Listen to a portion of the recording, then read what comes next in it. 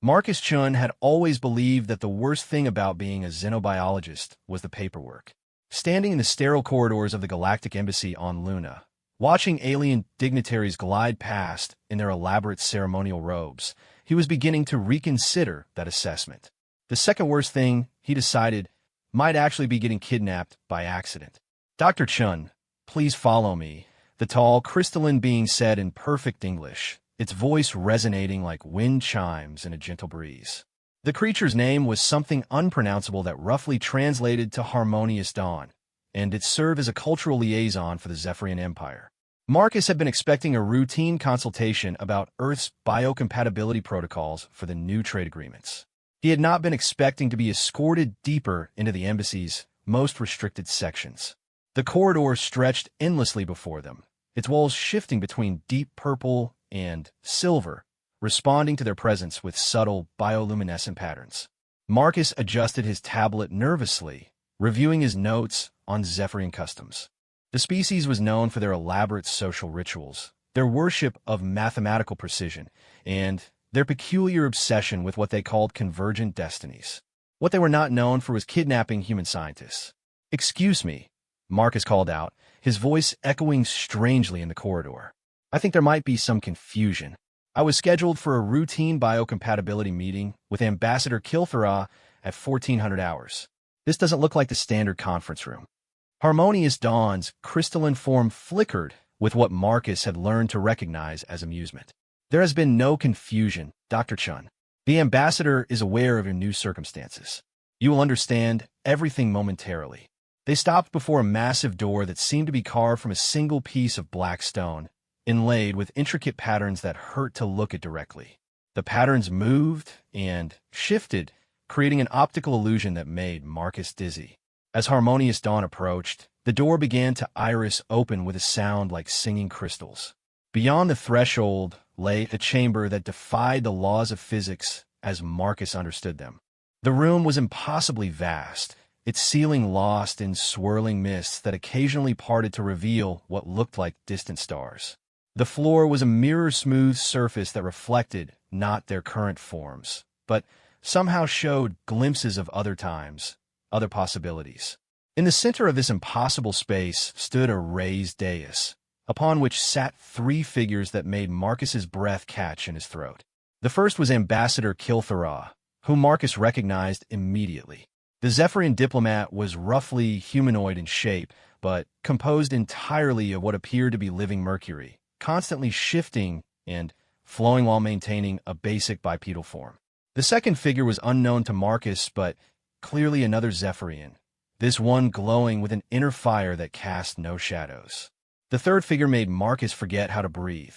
She was humanoid, but definitely not human, standing perhaps 7 feet tall with skin that seemed to contain entire galaxies. Her hair flowed like liquid starlight, and her eyes were the deep blue-black of space itself, filled with points of light that might have been actual stars. She wore robes that seemed to be woven from aurora light itself, shifting between green and gold and colors for which humans had no names. When she looked at Marcus, he felt as though she could see directly into his soul. "Dr. Marcus Chun," Ambassador Kilthara's voice rippled through the chamber like liquid music. "Allow me to present Princess Veltar of the Cosmic Throne, heir to the Andromedan Convergence, and keeper of the stellar flames." Marcus stared. Then he stared some more. Finally, he managed to croak, "It's nice to meet you, Your Highness." The princess smiled, and Marcus could swear he saw supernovas being born in her expression. When she spoke, her voice carried the harmony of planetary rotation. "The pleasure is mine, Dr. Chun. I have studied your work extensively. Your research on cross-species biological adaptation is quite remarkable." "Thank you," Marcus replied automatically, then paused. "Wait, how do you know my work?"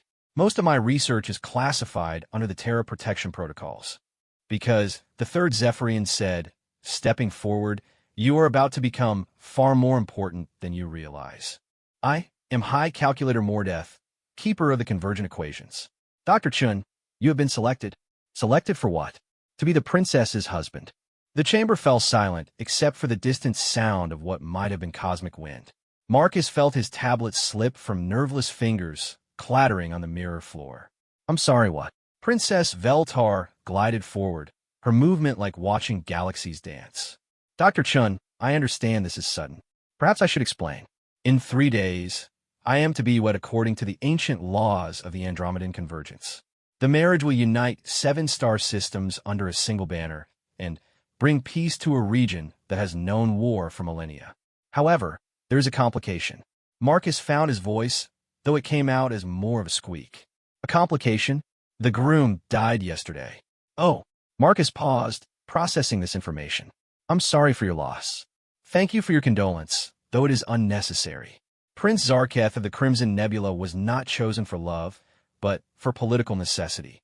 His death was unfortunate, but not emotionally devastating. High Calculator Mordeth stepped forward, his form shifting between solid and gaseous states. The convergent equations that govern our society are quite specific. The wedding must proceed as scheduled, or the peace treaty becomes void.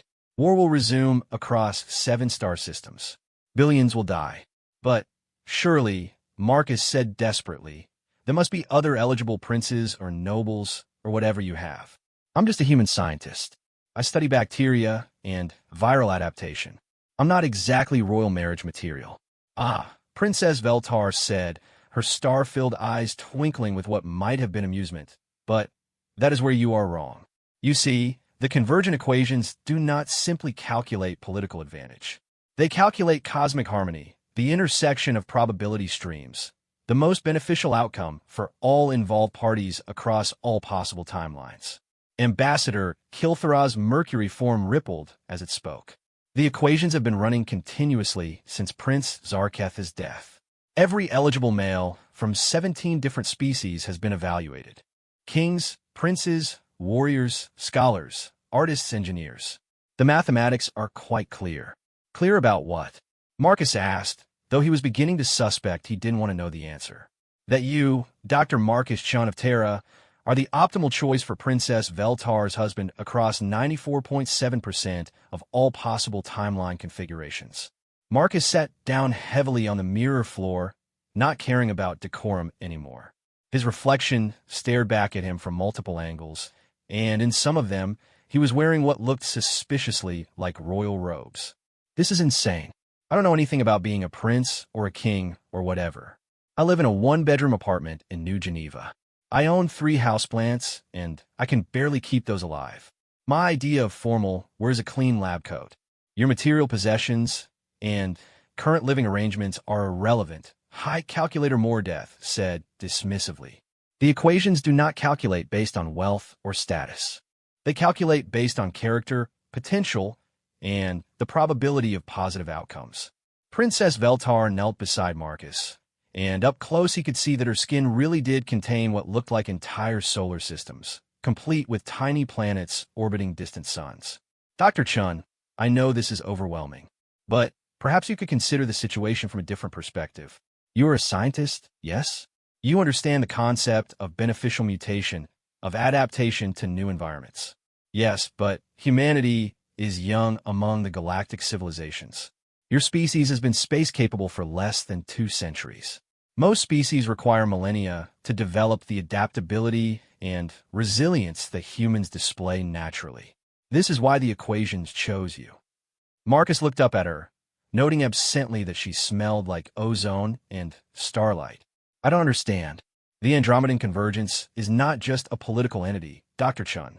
It is a cosmic force dedicated to promoting life, growth, and harmony throughout the galaxy. For too long, our society has been static, bound by tradition and mathematical certainty. We have achieved peace, but at the cost of stagnation. Ambassador Kilthara joined the conversation. Princess Veltar's marriage is not merely ceremonial. The spouse of the heir becomes co-ruler, with equal authority in matters of policy and governance. The equations indicate that human adaptability and innovation, combined with Andromedan resources and knowledge, will produce unprecedented advancement in science, culture, and interspecies cooperation. In other words, Marcus said slowly, "You want me to help you evolve?" Precisely. The princess smiled. Though I believe the human term would be level up. Despite everything, Marcus found himself smiling back. You've been studying human culture. Extensively. I find your species fascinating. You're simultaneously fragile and resilient, logical and intuitive, peaceful and fierce. These contradictions should be weaknesses, but somehow they become strengths. This is what the equations detected. This is why you were chosen. Marcus stood up, brushing off his pants and trying to process everything he'd learned. Assuming for a moment that I agree to this insanity, what exactly would this marriage entail? I mean, are we talking about a political arrangement, or...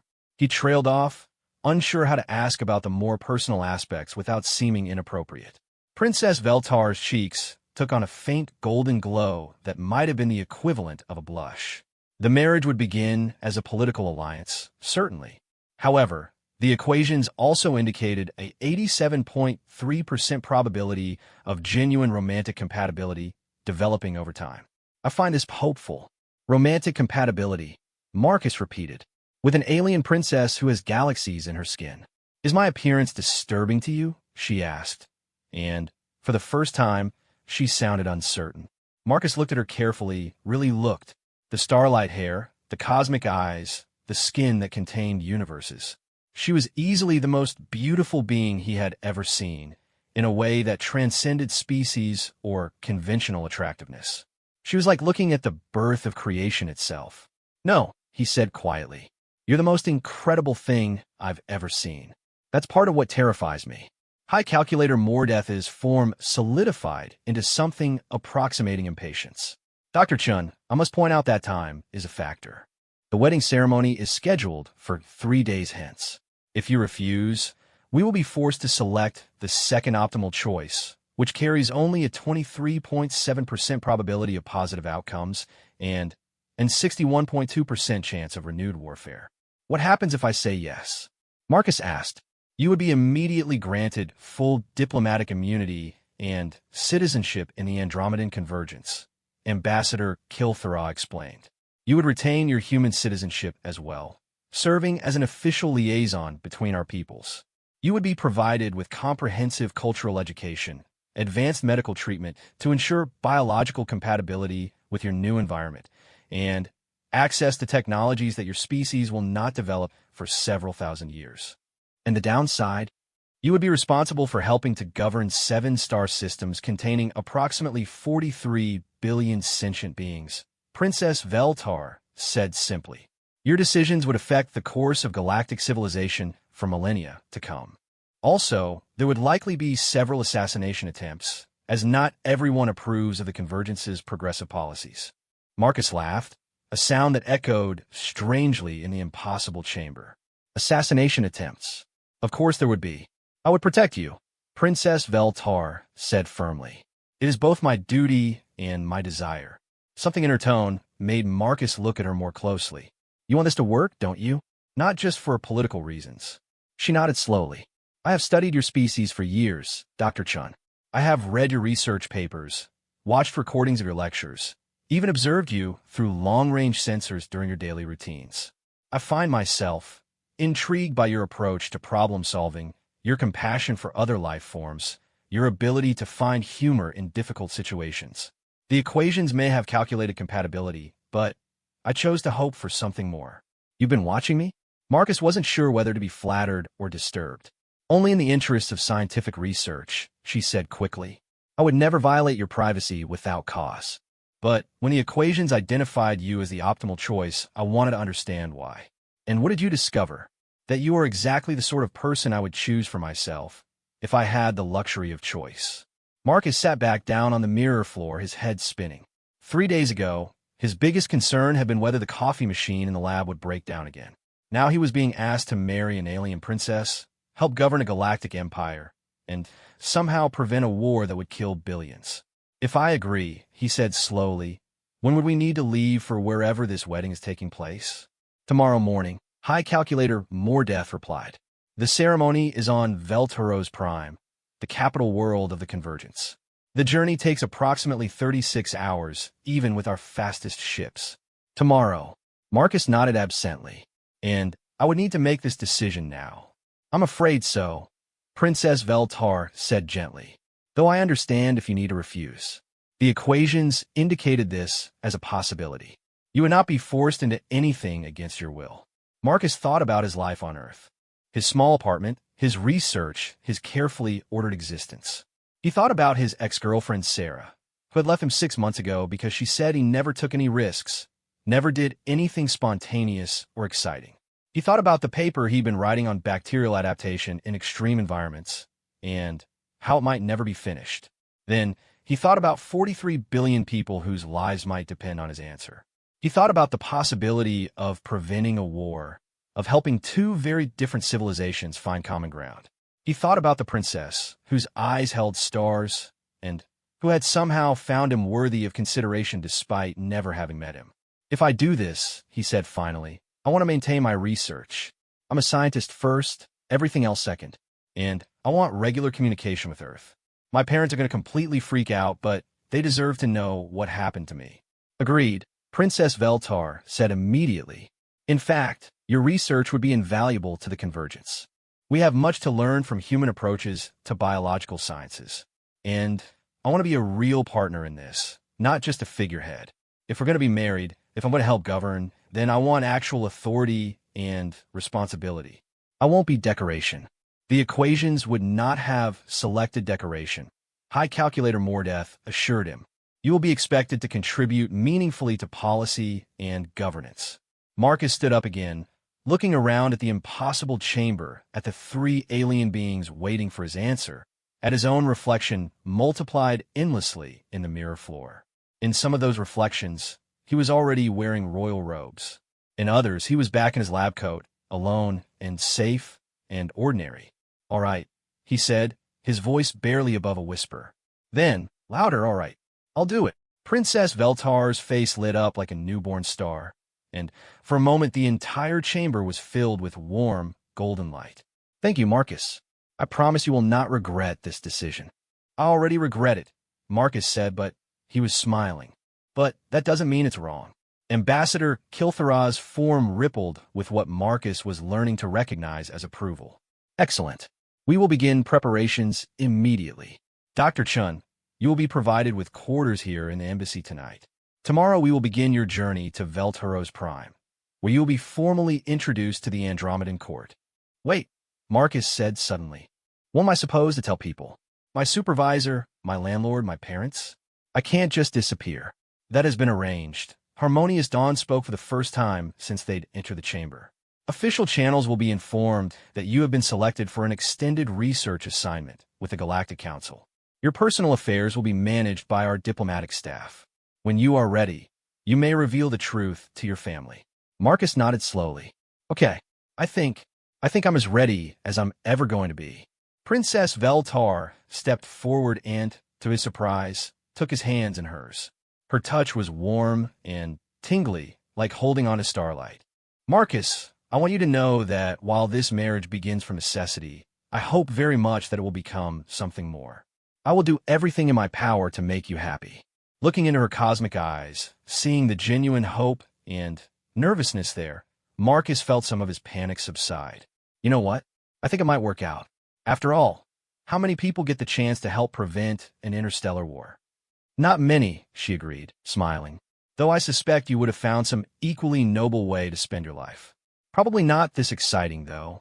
As they left the impossible chamber, Marcus caught one last glimpse of his reflection in the mirror floor.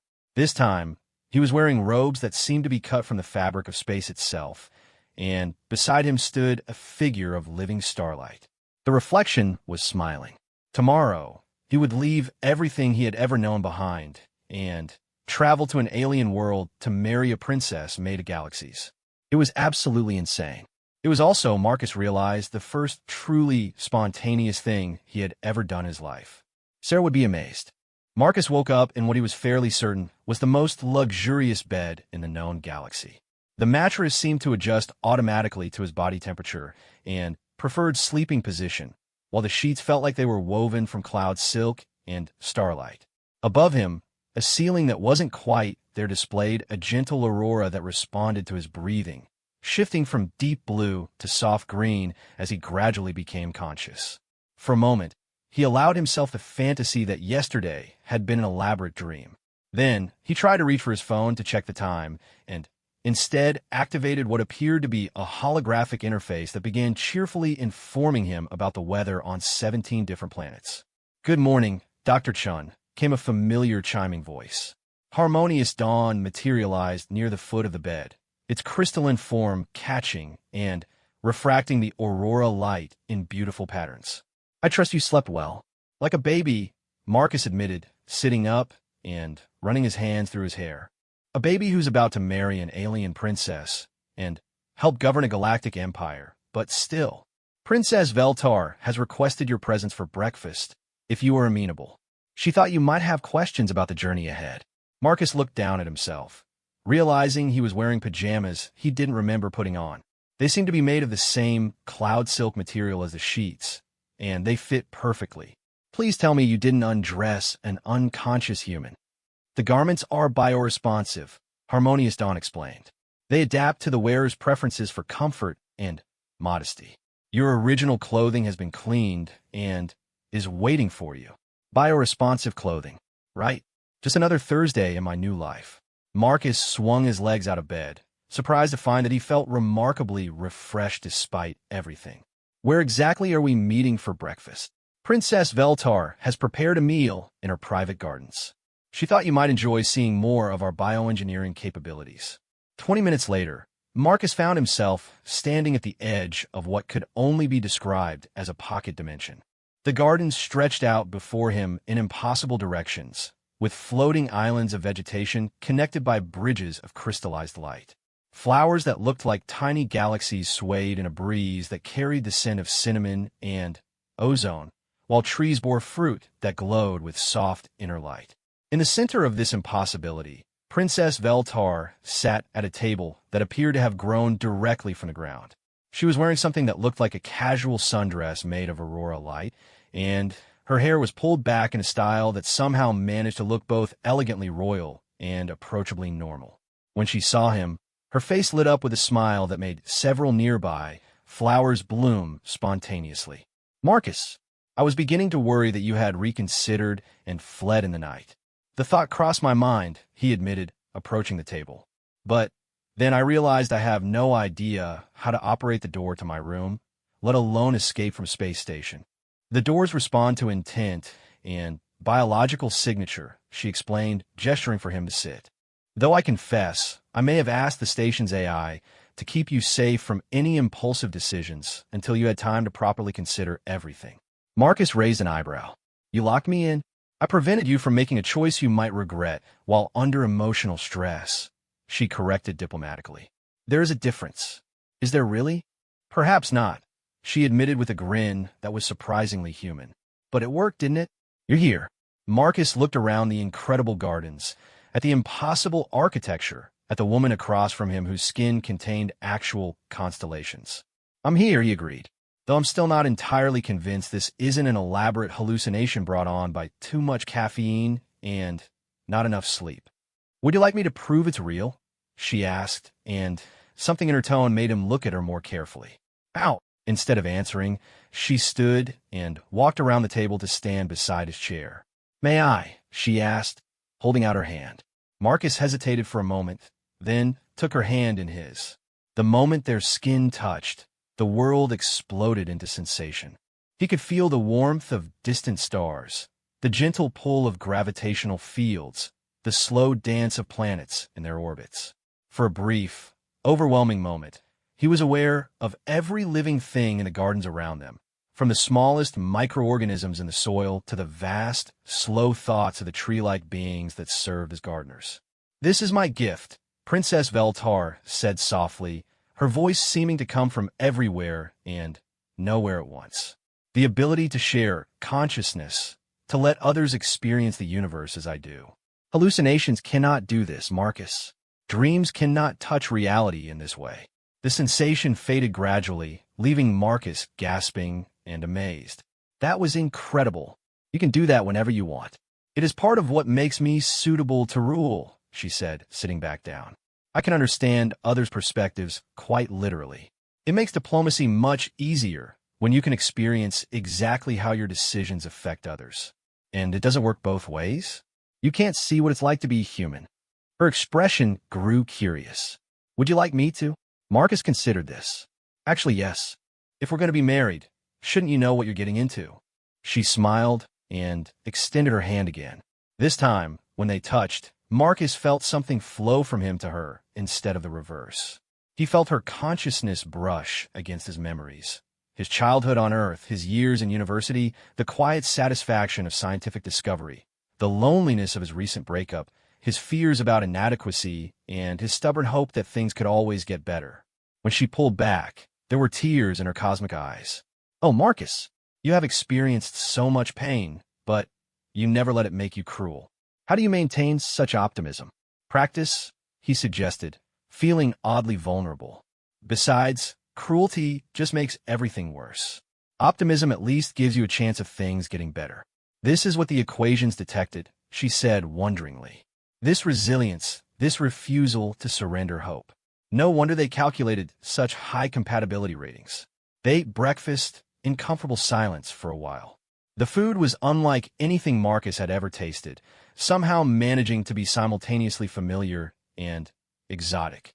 The fruit that glowed with inner light tasted like the best apple he'd ever had, with undertones of flavors he couldn't identify. A grain that looked like tiny pearls had the comfort food satisfaction of his grandmother's rice, but with a complexity that made his taste buds celebrate. This is all bioengineered, isn't it? He asked, holding up a piece of what might have been bread but felt warm and alive in his hands.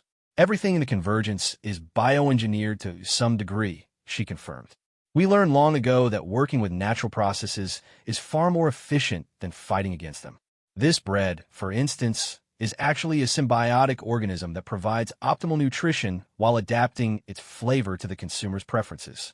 Marcus took another bite, and, indeed, it now tasted remarkably like the sourdough from his favorite bakery in New Geneva. That's incredible. The applications for food security alone. One of many technologies we hope to share with humanity, she said. The Convergence believes that advancement should benefit all sentient life, not just those who discover it first. About that, Marcus said, setting down his living bread. I've been thinking about this marriage, about what it means for Earth and humanity. You said I'd be a liaison between our peoples, but what exactly does that entail? Princess Veltar's expression grew serious. The Convergence has been watching humanity's development with great interest. Your species shows remarkable potential, but you also face significant challenges. Climate change, resource depletion, social inequality, the risk of technological stagnation. Without intervention, the equations suggest a 73.2% probability that humanity will not survive the next millennium. Marcus felt a chill despite the warm garden air. Intervention. Not conquest, she said quickly. Partnership. The Convergence does not impose its will on other species. But we can offer guidance, technology, resources.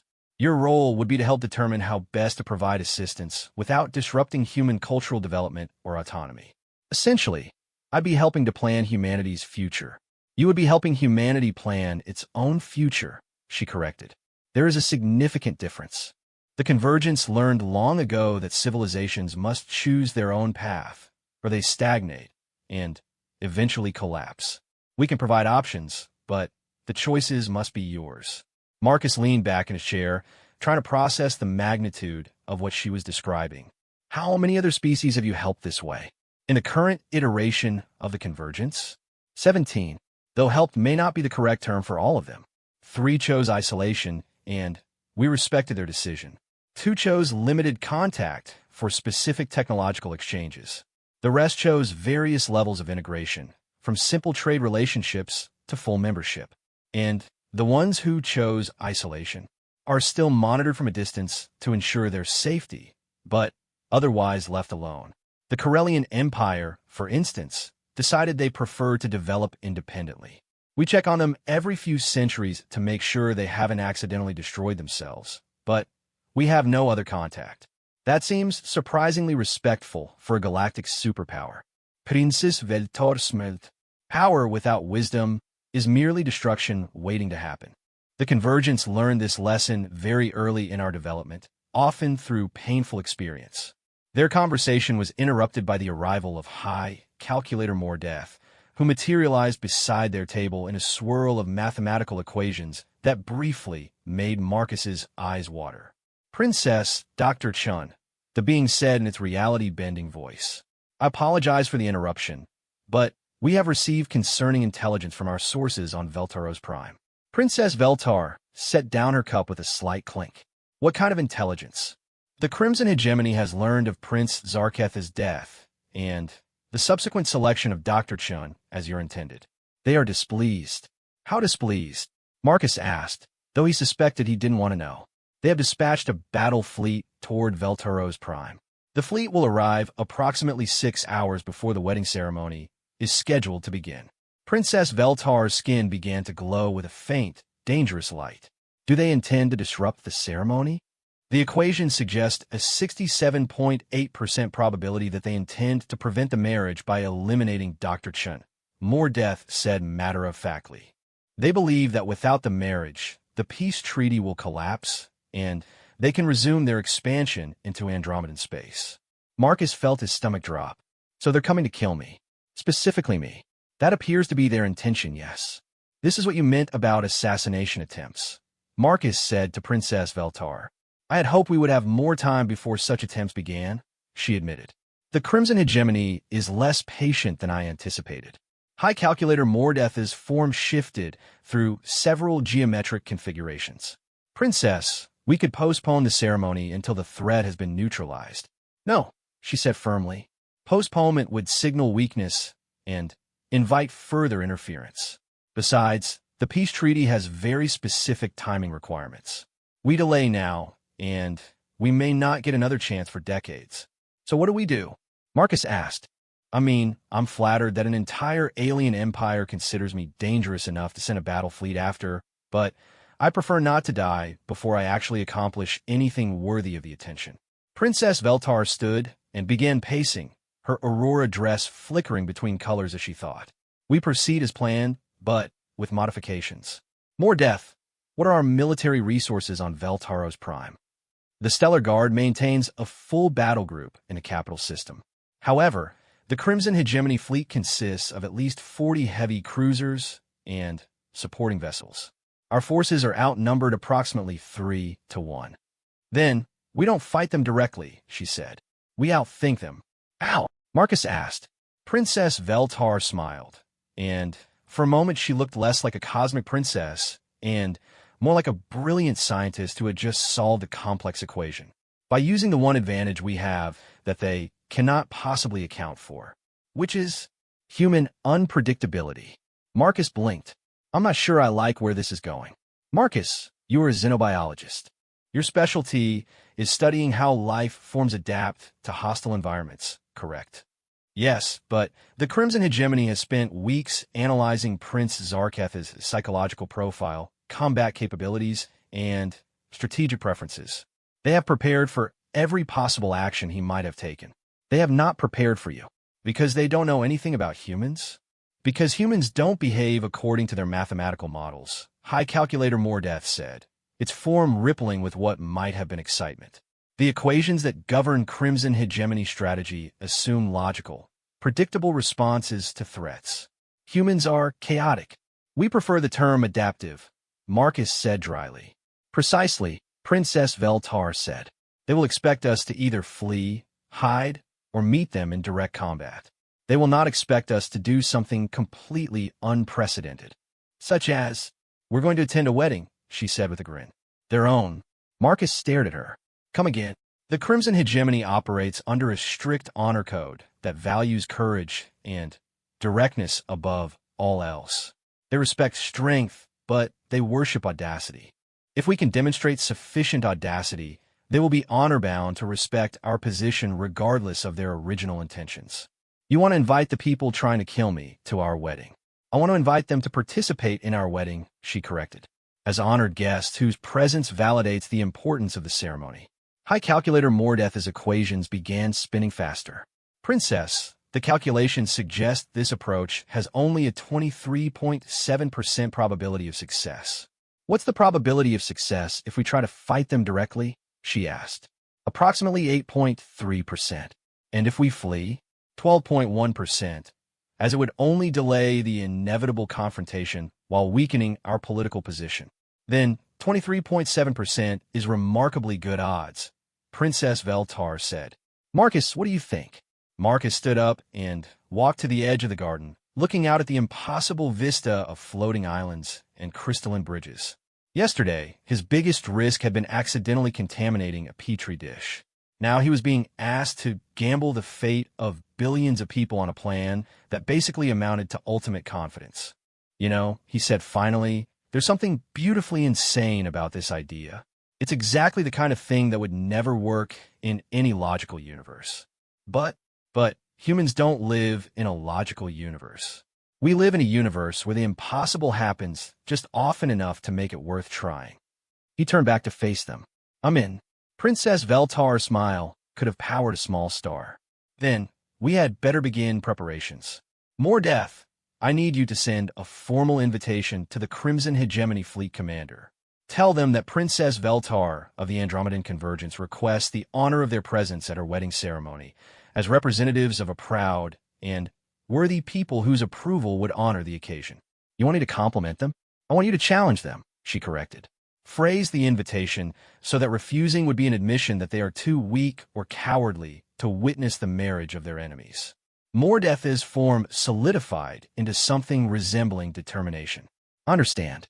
And if they accept, then we proceed with the ceremony as planned, with a few modifications to account for our new guests. And if they refuse and attack anyway, then we improvise, Marcus said. That's what humans do best. As they made their final preparations to depart for Veltaros Prime, Marcus found himself surprisingly calm. The plan was insane, the odds were terrible, and failure would likely result in his death and the resumption of a galactic war. But somehow, for the first time in his life, he felt like he was exactly where he belonged. The universe, it seemed, had a sense of humor after all. The journey to Veltaros Prime aboard the Andromedan flagship Cosmic Harmony was unlike anything Marcus could have imagined. The ship itself seemed to be alive, its corridors pulsing gently with bioluminescent patterns that responded to the crew's emotions and intentions.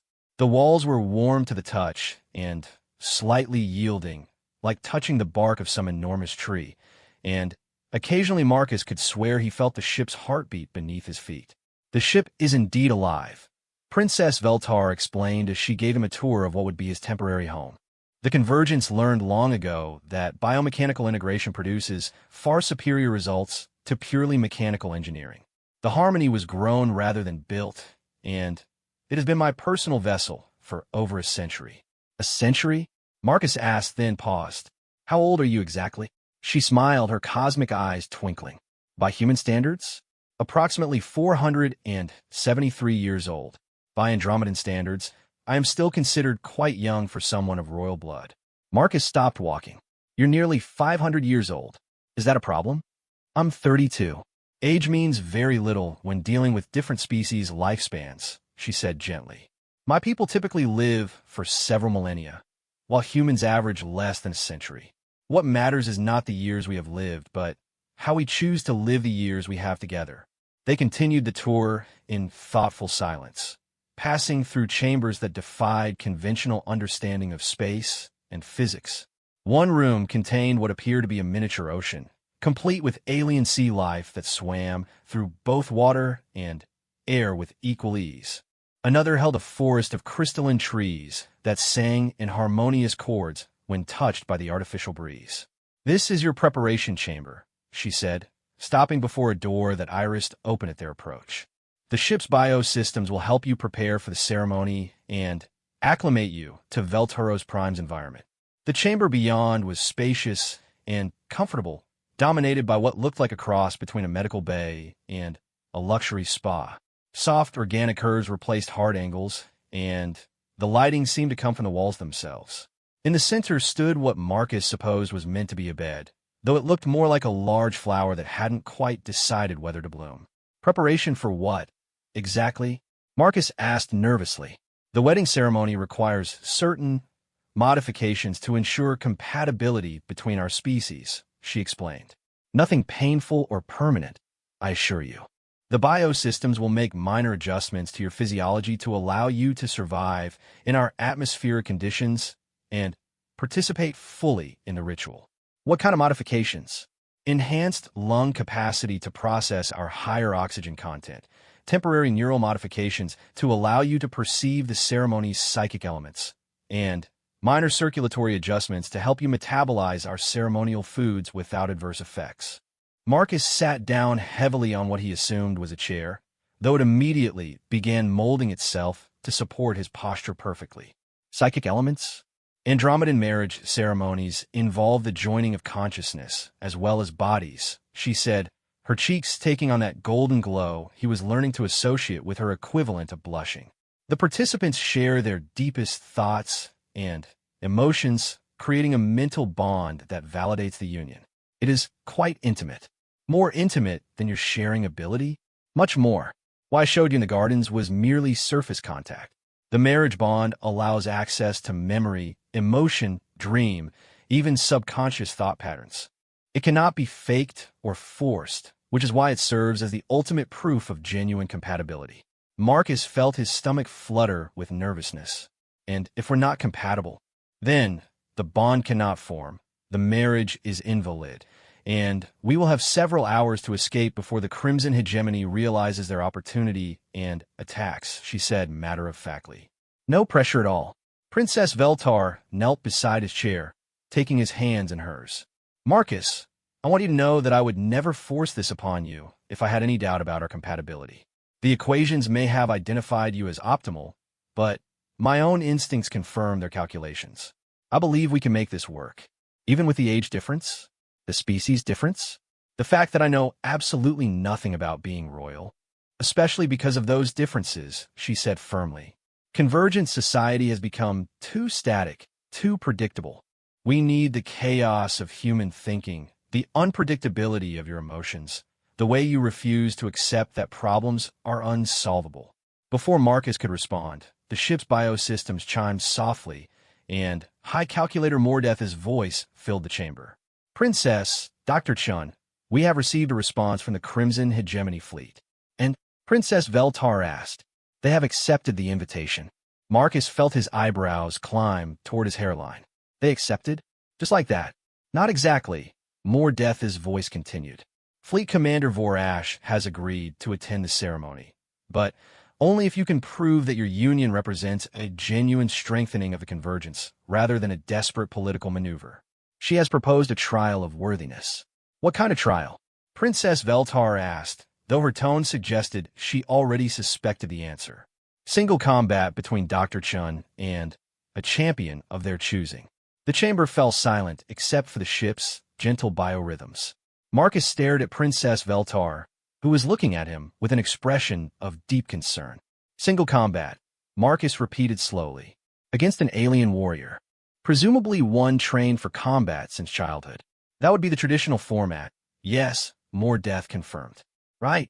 Marcus stood up, pacing to the chamber's viewing port where the swirling colors of hyperspace were visible.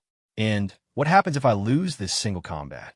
You die, the marriage is invalidated, the peace treaty collapses, and war resumes across 7-star systems. Princess Veltar said quietly.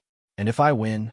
The Crimson Hegemony acknowledges the validity of our union, honors the peace treaty, and may even become allies rather than merely non-aggressive neighbors. Marcus laughed, though it came out slightly hysterical. Of course, because nothing about this situation could be simple. Marcus, Princess Veltar said, standing and joining him at the viewing port. You don't have to do this. We can still attempt one of the other plans. The ones with 8% and 12% success rates. Yes. Marcus watched the colors of hyperspace swirl past, thinking about his conversation with Princess Veltar over breakfast.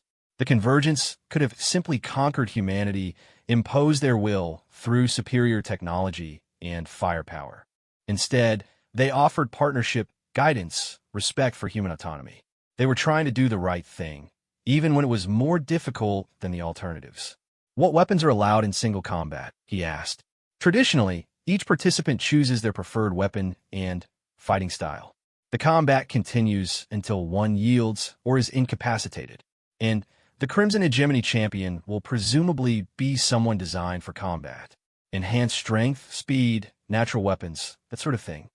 Most likely, she admitted. While I'm a human scientist whose most dangerous skill is probably my ability to identify infectious diseases.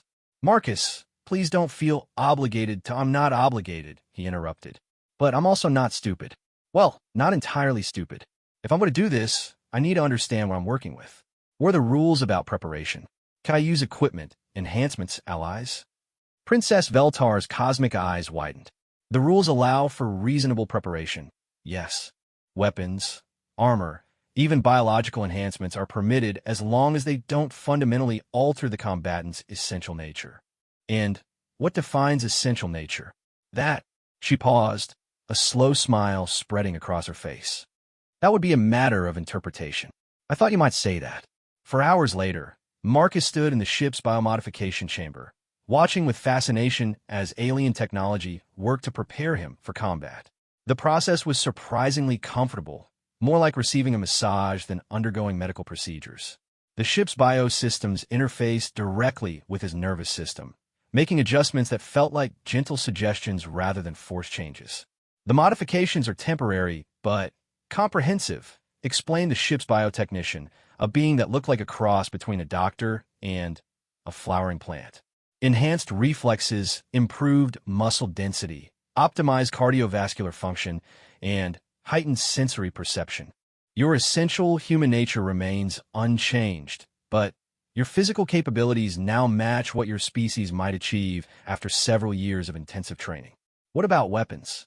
Marcus asked, flexing his hands and marveling at the way his fingers seemed to respond faster than his thoughts. I have taken the liberty of researching human combat techniques, Princess Veltar said, entering the chamber with what appeared to be a case made of crystallized light. Your species has developed remarkably diverse approaches to personal combat, but one in particular caught my attention. She opened the case, revealing what looked like a perfectly ordinary sword. The blade was simple, elegant, and somehow familiar despite its alien construction. This is modeled after what your databases call a katana, she explained. The biometallurgy allows it to maintain an edge sharper than any conventional material while remaining virtually unbreakable. The grip is designed to interface with your enhanced nervous system, effectively making the weapon an extension of your body. Marcus lifted the sword, surprised by how natural it felt in his hands. The moment his fingers closed around the grip, he felt the weapon's weight, balance, and edge as clearly as if they were parts of his own body. I don't suppose you found any information about me having sword fighting experience? He asked. As a matter of fact, yes, she said with a smile. Your university records indicate 4 years of kendo training, and your personal files suggest you continued practicing as a hobby until quite recently. Marcus blinked in surprise. You really did thorough research on me. I wanted to understand who you are, she said simply. Your kendo instructor described you as having excellent instincts, but lacking killer instinct. He said you were too focused on the art to embrace the combat. That sounds about right. I always preferred the meditation and discipline aspects to the actual fighting. That may actually be an advantage, she said thoughtfully. The Crimson Hegemony culture emphasizes aggression, dominance, the glorification of combat. They may not be prepared for an opponent who approaches fighting as meditation rather than war. Assuming I don't just get killed in the first 30 seconds. The biomodifications include enhanced combat instincts drawn from human evolutionary patterns, the biotechnician assured him. Your subconscious mind now has access to thousands of years of human survival responses. You may find yourself reacting in ways that surprise you. Princess Veltar stepped closer, her expression serious. Marcus, I need you to understand something about the Crimson Hegemony. They are not evil, merely different. They value strength, courage, and honor above all else. If you defeat their champion, they will respect you. If you lose but fight with honor, they may still respect the attempt. And if I lose dishonorably, then it won't matter what they think, because we'll all be dead. Right? No pressure. They were interrupted by another chime from the ship's communication system. Princess, Mordetha's voice announced, we are approaching Veltaro's prime. Arrival in 1 hour. Princess Veltar, touched Marcus's arm gently. "Are you ready?" Marcus looked down at the sword in his hands, then at the alien princess whose cosmic eyes held galaxies he was learning to read like books. 24 hours ago, he had been Dr. Marcus Chun, xenobiologist, whose greatest aspiration was tenure and a research grant large enough to afford better equipment. Now he was about to fight an alien warrior for the right to marry a princess made of starlight and help prevent a galactic war. "You know what?" he said, sliding the sword into the sheath that had been designed to integrate with his ceremonial robes. "I don't think anyone can ever be ready for something like this. But I think that might be the point." "How so?" "If this were something you could prepare for, it wouldn't be worth doing. The best things in life are always a little bit crazy." Princess Veltar smiled, and several nearby bioluminescent panels brightened in response to her mood. "I believe I understand why the equations chose you. Because I'm crazy? Because you're brave enough to be crazy when it matters." As the ship began its final approach to Veltaros Prime, Marcus stood beside Princess Veltar at the observation deck, watching as an entirely new world came into view. The planet was beautiful beyond description, its surface covered in cities that looked like they had been grown rather than built, connected by streams of light that might have been transportation systems or simply decorative elements. In orbit around the planet, he could see two fleets facing each other across the void. The convergent ships were elegant, organic curves that seemed to dance even while motionless. The Crimson Hegemony vessels were angular, aggressive, like crystalline sharks frozen in the moment before attack. "Second thoughts?" Princess Veltor asked softly. "Constantly," Marcus admitted. "But I'm still here. That's all anyone can ask." As they began their descent toward the planet's surface, toward a wedding that would either unite two peoples or trigger a war that could reshape the galaxy, Marcus found himself thinking about the bacterial cultures he had been studying when all this began. Adaptation to hostile environments, he reminded himself. That was his specialty. He just hoped he was as adaptable as the microorganisms he studied. The capital city of Veltaros Prime was a monument to the philosophy that biology and technology should dance together rather than fight for dominance. As Marcus descended from the cosmic harmony on a platform that felt alive beneath his feet, he found himself staring up at spires that twisted toward the sky like enormous flowers, their surfaces shimmering with patterns that seemed to breathe. The air itself hummed with life, carrying scents of growing things, and the subtle electrical charge of advanced technology seamlessly integrated with living systems. "Welcome to Celestial Convergence," Princess Veltar said, taking his arm as they stepped onto the crystalline walkway that led from the landing platform. "The heart of our civilization, and the place where we will either begin a new age of cooperation or witness the end of peace." "No pressure," Marcus muttered, adjusting the ceremonial robes that the ship's biosystems had grown for him during the journey. The garments felt strange but comfortable, adapting constantly to his movement and the planet's atmospheric conditions. The fabric seemed to contain tiny stars that twinkled as he moved, and the ceremonial sword at his side hummed quietly with contained energy. Around them, crowds of beings had gathered to witness the unprecedented event. Marcus saw dozens of species he couldn't identify, some humanoid, others so alien that his enhanced neural pathways struggled to process their forms. All of them watched with expressions that ranged from curiosity to concern to barely contained excitement. "Are they here for the wedding or the combat?" he asked. "Both," Princess Veltar replied. "Word has spread throughout the convergence that the heir to the throne is marrying a human, and that the marriage will be validated by combat with the Crimson Hegemony. Many have traveled from other star systems to witness history being made. They made their way through the city's organic streets, past buildings that pulsed gently with bioluminescent light, and parks where impossible geometries of plant life created spaces that existed in more than 3 dimensions. Marcus found his enhanced senses picking up details he never would have noticed before. The way the building's biomechanical systems communicated with each other through chemical signals, the subtle electromagnetic fields that different species use for navigation, the complex harmonies that the city itself seemed to be singing. "The ceremony will take place in the heart chamber," Princess Veltar explained as they approached what could only be described as a living mountain. The structure rose from the city's center like an enormous tree, its surface covered in what looked like bark, but pulsed with patterns of light that Marcus realized were actually neural networks. It is the most sacred space in our civilization, where the bio-consciousness of our people first achieved unity. And the combat will take place in the trial arena, adjacent to the heart chamber. The Crimson Hegemony representative can witness both the combat and, if you were successful, the wedding ceremony immediately afterward. They entered the living mountain through an opening that dilated to admit them, revealing corridors that were clearly the inside of some vast organism. The walls curved and pulsed rhythmically, and the floor yielded slightly under their feet like walking on the surface of a calm sea. Bioluminescent guides marked their path, leading them deeper into the structure's heart. Princess Veltar came a voice from ahead, and Marcus looked up to see a being approaching them that made his bio-enhanced instincts flash warning signals. The creature was roughly humanoid, but covered in what appeared to be living crystal armor, its face hidden behind a mask that showed no features except glowing red eyes. Fleet Commander Vorash, Princess Veltar replied formally, inclining her head in what Marcus assumed was a respectful greeting. Thank you for accepting our invitation. Your invitation was unique, the Crimson Hegemony commander replied in a voice like grinding stone. It has been centuries since anyone dared challenge us to witness their worthiness. I confess myself curious about this human who thinks himself capable of joining the cosmic nobility. Marcus stepped forward, calling upon the diplomatic protocols that the ship's biosystems had downloaded into his memory during the journey. Commander, I am honored by your presence and grateful for your willingness to serve as witness to our union. Vorash's glowing eyes fixed on him with uncomfortable intensity.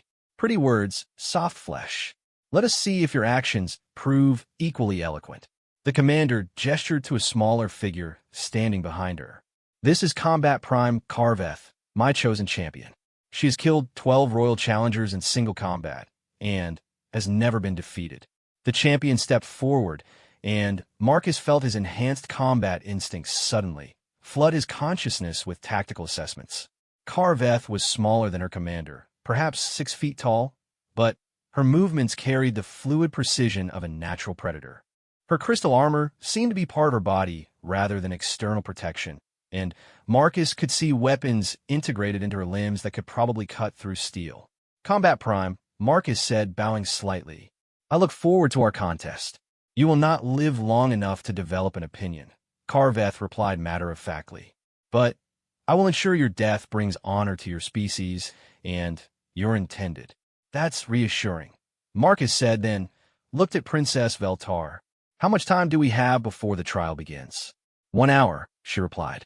The ceremony must begin at the moment when our 3 suns reach perfect alignment, which occurs only once every 7 years. The combat will take place 30 minutes before alignment, allowing time for the wedding to proceed if you are successful. And if I'm not successful, then the alignment will be wasted and we will have to wait 7 years for another opportunity, she said quietly. By which time, the political situation will have changed beyond recovery. They were escorted to a preparation chamber deep within the living mountain, where Marcus found himself alone with Princess Veltar for what might be the last time. The room was simple but beautiful, its walls covered in patterns that seemed to show the history of the convergence in flowing organic murals. Are you afraid? She asked, settling beside him on what served as a bench. Terrified, he admitted, but also excited. That probably makes me insane. It makes you human, she said with a smile. Your species' ability to find excitement in danger is one of the things that makes you so adaptable. Tell me something, Marcus said, taking her hands in his. If this works, if I somehow manage to defeat their champion and we go through with the marriage, what comes next? I mean, beyond the politics and the governing and the preventing of galactic wars. What does our life look like? Princess Veltar's cosmic eyes grew thoughtful. I hope it looks like partnership. Like 2 very different beings learning to see the universe through each other's eyes. I hope it looks like discovery as we explore what's possible when human adaptability meets Andromedan technology and wisdom. And personally, what do you hope for personally? Her cheeks took on that golden glow. I hope for friendship that grows into something deeper. I hope for conversations that last through the night as we share our different perspectives. I hope for moments of perfect understanding and moments of delightful confusion. I hope. She paused, looking directly into his eyes. I hope for love, Marcus. Real love, not just compatibility calculations. Marcus felt something warm unfurl in his chest. I think I hope for that too. They sat in comfortable silence for a while, watching the murals on the walls shift and change as they told the story of their civilization's growth. Marcus found himself thinking not about the coming combat, but about the possibility of a future with this incredible being who had somehow seen something worthwhile in a lonely xenobiologist from Earth. Time, announced a voice that seemed to come from the walls themselves. The trial will begin in 15 minutes. Princess Veltar stood, her aurora robes shifting to deeper, more formal colors. Whatever happens in the arena, Marcus, I want you to know that meeting you has been the greatest privilege of my very long life. Same here, he said, standing and checking his sword one final time. Though mine's been considerably shorter. They made their way to the trial arena through corridors filled with beings from across the galaxy, all gathered to witness the unprecedented event. Marcus could feel their attention like a physical weight, but somehow it didn't feel oppressive. If anything, it felt supportive, as though the assembled crowd wanted him to succeed. The arena itself was a marvel of bioengineering, a circular space carved from living stone with walls that pulsed gently with the planet's heartbeat. The floor was smooth and slightly yielding, designed to provide secure footing while absorbing the impact of combat. Above them, the chamber was open to the sky, where Velturo's Prime's 3 sons were beginning their final approach to perfect alignment. Fleet Commander Vorash stood at one end of the arena, her crystal armor gleaming in the trisolar light. Combat Prime Carveth waited in the center of the space, weapons extended from her forearms in configurations that looked both beautiful and deadly. Citizens of the Convergence, Princess Veltar's voice rang out across the arena, somehow carrying clearly to every corner without technological amplification. We gather today to witness a trial of worthiness, as Dr. Marcus Chan of Terra seeks to prove himself fit to join our people through marriage to the heir of the cosmic throne. The crowd fell silent, the only sounds the gentle biorhythms of the living arena and the whisper of wind from the approaching celestial alignment. The trial will be conducted according to ancient law, Vorash announced. Single combat, no quarter asked or given, until one yields or is rendered incapable of continuing. Are the combatants ready? Marcus drew his bio sword, feeling it come alive in his hands as its edge began to glow with contained energy. Across from him, Carveth's crystal weapons hummed with their own power, creating a harmony that was both beautiful and ominous.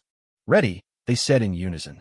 Then, let worthiness be proven through strength, courage, and honor, Vorash declared. Begin.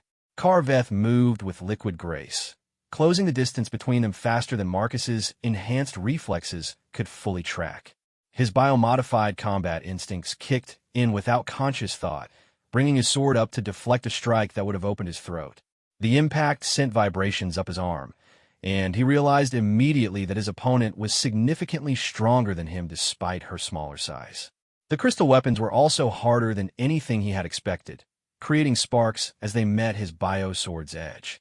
Marcus fell back on his kendo training, using fluid movements and precise timing rather than trying to match Carveth's raw power. He deflected rather than blocked, redirected rather than resisted, looking for openings in her aggressive assault. You fight like a dancer, Carveth observed as they circled each other after the initial exchange. Pretty, but ultimately ineffective. We'll see, Marcus replied, adjusting his grip and centering himself. She attacked again, this time with a complex pattern of strikes that came from multiple angles simultaneously. Marcus found himself moving in ways he didn't consciously plan, his enhanced reflexes and downloaded combat patterns working together to keep him alive against an opponent who had been engineered for warfare.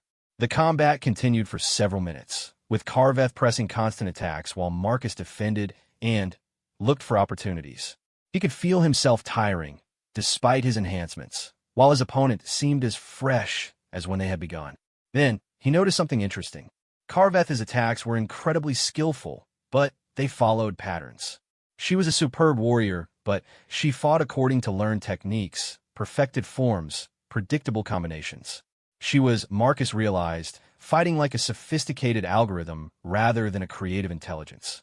The thought reminded him of something Princess Veltar had said about the convergence needing human unpredictability. Maybe that was his advantage. Not superior skill or strength, but the capacity for truly irrational action. The next time Carveth launched into one of her complex attack patterns, Marcus did something that violated every principle of swordsmanship he had ever learned. Instead of defending or counterattacking, he threw his sword, not at her, but straight up into the air, then dove forward into a tackle that would have made his old rugby teammates proud. Carveth, programmed to respond to sword combat, was completely unprepared for what amounted to a human football tackle. They went down together in a tangle of limbs and crystal armor, with Marcus using his enhanced strength to pin her weapon arms while his sword tumbled back down toward the arena floor. What manner of combat is this? Carveth demanded, struggling against his grip. Human combat. Marcus panted, catching his falling sword with his free hand and bringing it to rest against the joint where her neck met her crystal armor. We improvise. The arena fell silent.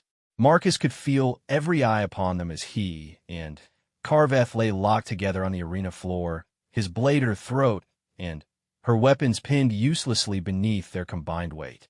"Do you yield?" he asked quietly. For a long moment, Carveth studied his face with her glowing eyes.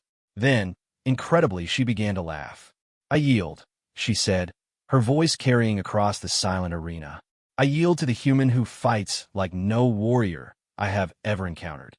Marcus released her and stood, offering his hand to help her up. She accepted the assistance, her crystal weapons retracting into her forearms. "That was either the most dishonorable combat I have ever witnessed," Fleet Commander Vorash announced, "or the most brilliantly unconventional." "Which do you believe it was, Commander?" Princess Veltar asked. Vorash was silent for a long moment, her glowing eyes fixed on Marcus as he sheathed his sword and helped brush arena dust from Carveth's crystal armor. "I believe," the commander said finally, "that any being capable of defeating our finest warrior through pure audacity is exactly the sort of ally the Crimson Hegemony values." The crowd erupted in cheers that seemed to make the very walls of the arena pulse brighter. Above them, the three suns of Velturo's prime moved into perfect alignment, bathing the arena in light that seemed to come from all directions at once. "Then, let the wedding begin," Princess Veltar announced, her voice filled with joy and relief. "Let us witness a union that will reshape the galaxy." As they made their way from the trial arena to the heart chamber, Marcus found himself walking beside Combat Prime Carveth, who seemed almost as excited as Princess Veltar about the coming ceremony. "Tell me, human," she said, "where did you learn such unconventional tactics?" "My ex-girlfriend always said I never followed the rules," Marcus replied with a grin. "I guess she was right. This ex-girlfriend sounds wise. You should introduce me to her sometime. I don't think that would end well for anyone involved." Carveth's crystal armor rippled with what Marcus was learning to recognize as alien laughter. Perhaps not, but it would certainly be interesting. As they approached the heart chamber, where alien nobility waited to witness the marriage that would unite two civilizations, Marcus reflected on the strange turn his life had taken. 24 hours ago, he had been a single, somewhat lonely scientist whose greatest accomplishment was getting published in the Journal of Xenobiological Studies. Now he was about to marry a princess made of starlight, help govern a galactic empire, and somehow try to bridge the gap between human chaos and alien order. It was going to be the adventure of several lifetimes. The heart chamber defied every expectation Marcus had formed about ceremonial spaces. Instead of the grand, imposing architecture he might have expected for a royal wedding, the chamber felt intimate despite its vast size. The walls were alive, literally alive, pulsing gently with bioluminescent patterns that seemed to respond to the emotions of everyone present. The floor was covered in what looked like luminescent moss that cushioned each footstep and released tiny sparkles of light when disturbed. At the center of the chamber grew what could only be called a tree of light. Its trunk was translucent crystal that pulsed with inner fire, while its branches spread overhead in impossible geometries that existed in more dimensions than human eyes could fully process. Hanging from these branches were fruits that looked like captured stars, each one glowing with a different color and seeming to contain entire galaxies in miniature. Representatives from across the convergence had gathered in concentric circles around the tree, creating a living mandala of different species, cultures, and evolutionary paths. Marcus recognized some of them from his xenobiological studies, but many were completely unknown to him. What struck him most was how they all seemed to belong together, despite their radical differences. The diversity wasn't chaotic. It was harmonious, like an orchestra where every instrument was playing a different melody that somehow combined into a greater symphony. The Tree of Unity, Princess Veltar explained as she led him to their positions beneath its glowing branches. It was planted when the first Convergence Treaty was signed over 2,000 years ago. Each fruit represents a world or people that has joined our alliance, and the tree grows larger and more complex with every new addition. Is that what we're doing today? Marcus asked, looking up at the impossible branches above them. Adding a new fruit? 2 new fruits, she corrected. One for the formal alliance with humanity, and one for... She paused, her cosmic eyes meeting his, and one for whatever this becomes. High Calculator Mordeath materialized beside the tree, its geometric form more solid and defined than Marcus had ever seen it. Citizens of the Convergence. Its reality-bending voice carried to every corner of the chamber without echo or distortion. We gather today to witness a union unprecedented in our long history. Princess Veltar, heir to the cosmic throne and keeper of the stellar flames, will bond with Dr. Marcus Chun of Terra, first human to be welcomed into the royal family. The chamber fell silent except for the gentle biorhythms of the living walls and the soft crystalline chiming of the tree's branches. Marcus could feel the attention of thousands of beings focused on him, but instead of feeling overwhelmed, he found himself oddly calm. This felt right somehow. Not safe or predictable, but right. The ceremony will proceed in 3 phases, Mordeath continued. The joining of minds, where the participants share consciousness to establish compatibility. The joining of hearts, where emotional bonds are forged. And, finally, the joining of destinies, where the participants commit to a shared future before all witnesses. Princess Veltar turned to face Marcus, her aurora robes shifting to deeper, more formal colors that somehow managed to contain actual starlight. Are you ready, Marcus? As ready as anyone can be for something that's never been done before, he replied, offering his hands. She smiled and took them, her touch immediately sending warmth up his arms. Then let us begin. The joining of minds was unlike anything Marcus could have imagined. The moment their consciousness touched, he found himself experiencing not just Princess Veltar's thoughts and memories, but her fundamental way of experiencing reality. He felt what it was like to perceive time as a flowing river rather than a series of discrete moments. He understood how she could see probability streams spreading out from every decision like branches of an infinite tree. He experienced the deep, patient joy of watching civilizations grow and develop over centuries.